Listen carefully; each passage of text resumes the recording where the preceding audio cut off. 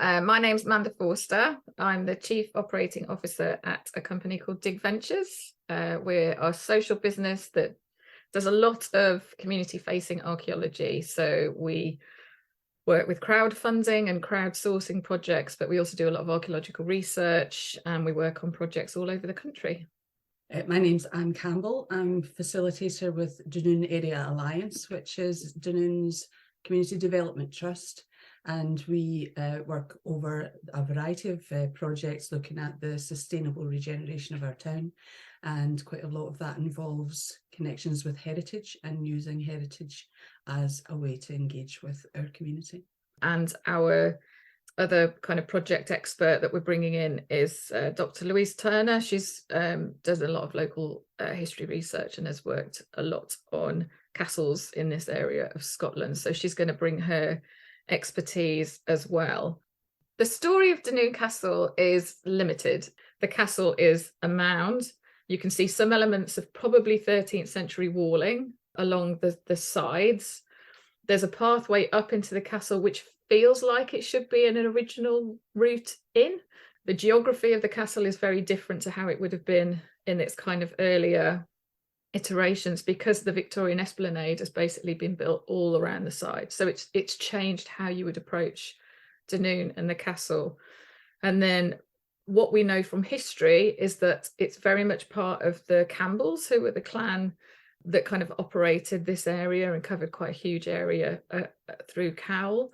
There's some horrific stories of clan clashes with the Clan Lamont, which the museum is currently telling a bit more about with one of their recent projects. And we know that Mary Queen of Scots visited in the 16th century as well. So it has an exciting history that's glimpsed at through the record.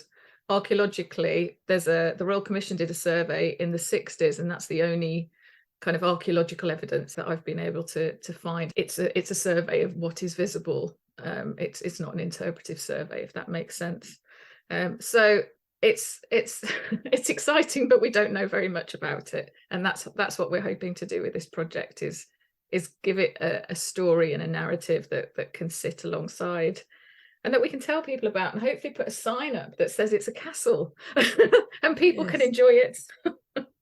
So this project has been designed to bring together 3 different organisations, really. So there's DigVentures, there's the Castle House Museum, which is a volunteer-led organisation, and Argyll and Bute Council, which is a conservation area regeneration project underway in the town. So bringing those 3 together to use the opportunity to do some surveys and some activities on the site of the castle that will draw local people into the story.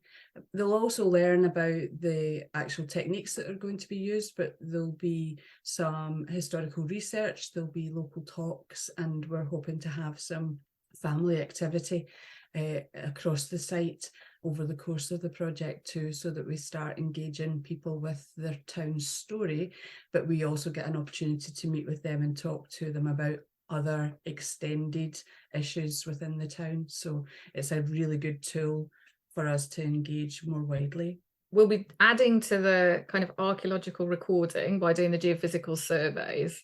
The use of the top of the mound has kind of changed again over years. As Anne mentioned, it's been a local lookout, so it's got like a big lookout sitting there with pointing off in all different directions. It's also been capped with concrete. The advantage of being in a tourist spot is that there's lots of old postcards and there's lots of views of the castle, and in one of those you can clearly see a pillbox sitting on the top of it, and that's what I think the concrete relates to. We're hoping to use different geophysical techniques to just look at how much of the slight suggestions of earthworks around the top of the mound could be relating to some maybe a defensive embankment, or ways to control how people come up, because it's on 2 sides, it's basically cliffs, so you can only actually get to the castle through 1 or 2 points. So what I'm hoping the geophysics will tell us is, were those routes of access kind of common all the way through its history?